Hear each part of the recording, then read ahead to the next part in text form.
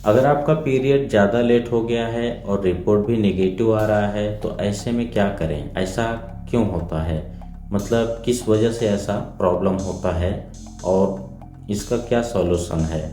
Period late होने के कई कारण होते हैं, जिनमें से कुछ मुख्य कारण हैं जिन्हें मैं आपको बताऊंगा।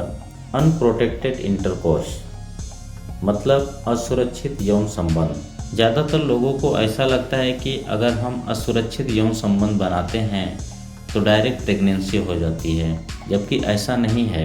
अगर आपने असुरक्षित यौन संबंध बनाया है तो उसका रिपोर्ट पॉजिटिव 2 हफ्ते के बाद ही आता है। अगर आपने उसके पहले अपना टेस्ट किया हुआ है तो वो टेस्ट आपका नेगेटिव आएगा।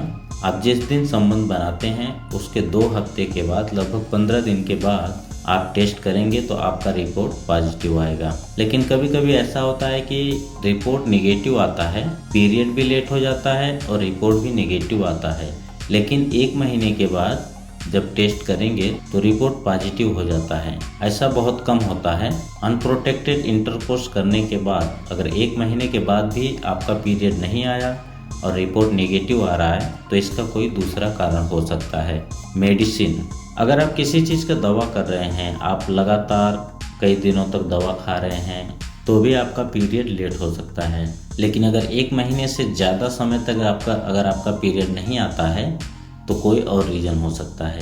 हेल्थ प्रॉब्लम, अगर आपको हेल्थ से संबंधित कोई प्रॉब्लम है, मतलब आपका तबीयत खराब हुआ, आप बीमार हुए, एनीवे अगर ऐसा कुछ होता है हेल्थ से संबंधित प्रॉब्लम, तो भी आपका पीरियड लेट हो सकता है। लेकिन इसमें भी अगर 1 महीने से ज़्यादा अगर आपका पीरियड लेट होता है तो इसका कोई और रीज़न हो सकता है। वर्कआउट, अगर आपने अचानक से जिम ज्वाइन किया हुआ है, आप काफ़ी व्यायाम कर रहे हैं, कसरत कर रहे हैं और योगा वगैरह कर रहे हैं तो भी आपका पीरियड लेट हो सकता है। लेकिन इसमें भी आपका पीरियड 1 महीने से ज़्यादा अगर लेट होता है तो उसका भी कोई दूसरा कारण हो सकता है।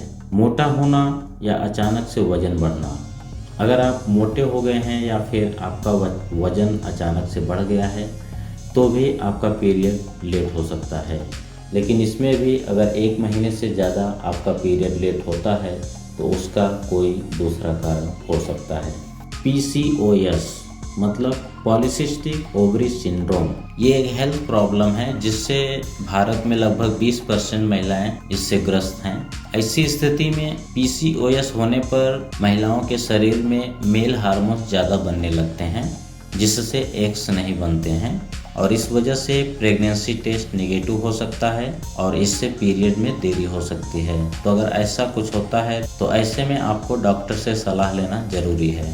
बर्थ कंट्रोल पिल्स मतलब IPL या अनवांटेड 72, अगर आप ये दवाएं यूज करती हैं, गर्भ निरोधक गोलियां अगर आप खाती हैं ज़्यादा समय से, अगर आप इसे लेना शुरू करती हैं या फिर आप छोड़ना शुरू करती हैं तो आपका इससे मेंस्ट्रुअल साइकिल बिगड़ जाता है, क्योंकि पिल्स लेने से आपके एग बनते नहीं हैं, जिसके कारण पीरियड्स नहीं आता है। कुछ विशेष प्रकार के गर्भ निरोधक गोलियां एक सीमित समय के लिए प्रोजेस्टेरोन और एस्ट्रोजन हार्मोन का संयोजन प्रदान करती हैं, जिसके बाद कुछ दिन तक शरीर में हार्मोन स्रावित नहीं होते हैं।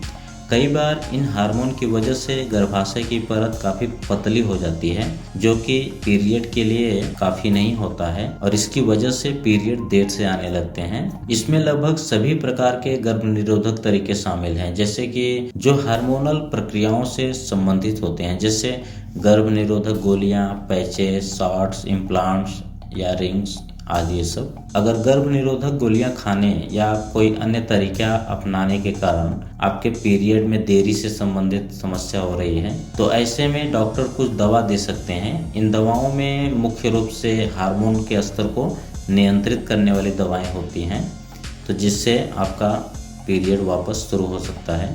थायराइड संबंधी समस्याएं, थायराइड ग्रंथि का ओवर एक्टिव या अंडर एक्टिव होना भी पीरियड में देरी का कारण हो सकता है। थायराइड ग्रंथि शरीर के मेटाबॉलिज्म को नियमित रखती है, इसलिए थायराइड से संबंधित समस्याओं में हार्मोन भी प्रभावित हो जाता है और हार्मोन प्रभावित होने की वजह से पीरियड में देरी हो जाता है। अगर थायराइड से संबंधित समस्याओं की वजह से आपके पीरियड में देरी हो रही है तो ऐसी स्थिति में डॉक्टर आपको रेडियो एक्टिव आयोडीन थेरेपी या सर्जरी आदि की मदद ले सकते हैं। मानसिक तनाव, अगर आपको किसी चीज़ का टेंशन है, बहुत ज़्यादा टेंशन है या फिर मानसिक तनाव है, किसी बात से परेशान है या फिर आपको डिप्रेशन का प्रॉब्लम है, तो भी आपके पीरियड में देरी हो सकती है। मानसिक तनाव से आप बचें। पीरियड में देरी होने के ये मुख्य कारण हैं, लेकिन अगर इनमें से कोई भी प्रॉब्लम आपको नहीं है और आपका पीरियड 1.5 या 2 महीने से भी ज़्यादा हो गया है और रिपोर्ट भी निगेटिव आ रहा है, तब आपको कोई मेडिकली प्रॉब्लम हो सकता है। मेडिकली प्रॉब्लम मतलब ये इंटरनल प्रॉब्लम होता है। इसके लिए आपको किसी विशेषज्ञ से चेकअप करवाना पड़ेगा। चेकअप के बाद ही फाइनल रिपोर्ट आपको मिलेगा कि आपका पीरियड लेट क्यों हो रहा है या आ क्यों नहीं रहा है या फिर ऐसा क्यों हो रहा है। तो ऐसे ही यूजफुल जानकारी के लिए आप हमारे चैनल को सब्सक्राइब जरूर कीजिएगा। वीडियो देखने के लिए आप सबका बहुत बहुत धन्यवाद।